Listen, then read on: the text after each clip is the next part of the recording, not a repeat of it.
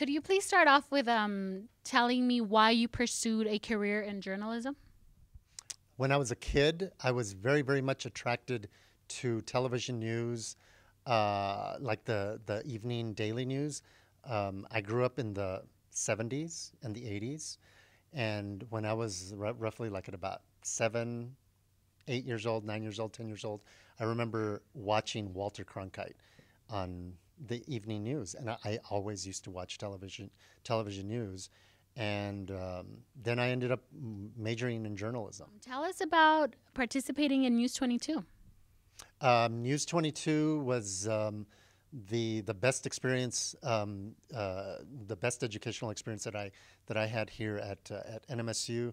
It was part of the journalism department, but it was also part of KRWG. And because of News 22, I was able to slowly begin getting experience writing, shooting out in the field with professional equipment, editing, anchoring sports, and sometimes doing television news stories. I did a lot of sports, a lot of news when I was here, and it just helped me gain experience so that I was able to get a demo reel, and so that I could get a job at a television station. And I ended up getting a job directly into Albuquerque at KOAT. Could you tell us about why it was necessary for you as a journalist to cover? I mean, not just because it was a requirement for you, but because why was it important to cover U.S.-Mexico border stories? It's important to have that type of news coverage because there's lots of news media outlets that aren't covering the U.S. Side of the border that runs with Mexico, and also on the Mexican side and different regions of Mexico. So that's what makes the bureau, which still exists. It's still based in El Paso.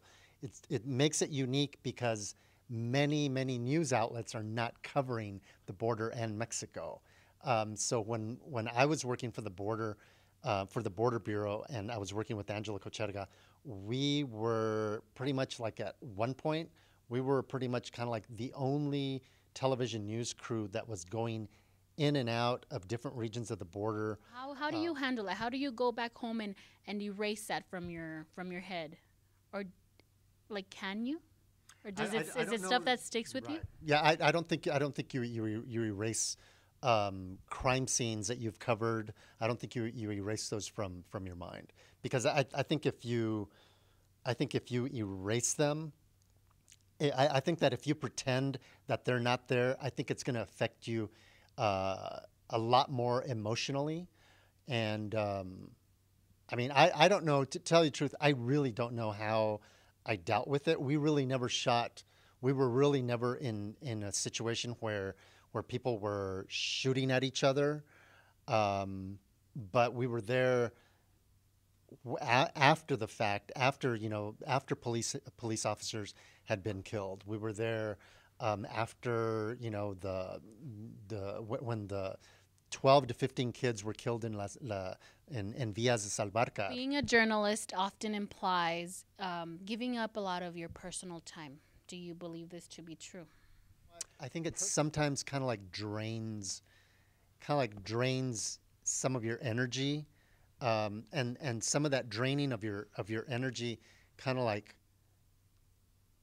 coincides with your personal life, because if you're going to be working in news, whether you're working in print or broadcast or radio or multimedia or whatever, you're constantly on the go, and it just seems like it's a job that's totally different from many other jobs, because you're always on the go and you're nonstop.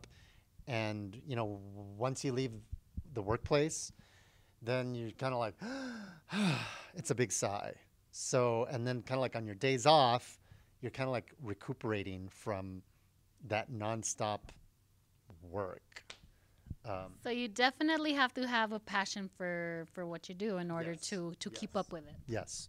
And I highly recommend that people do yoga. If you're in media, do yoga to de-stress.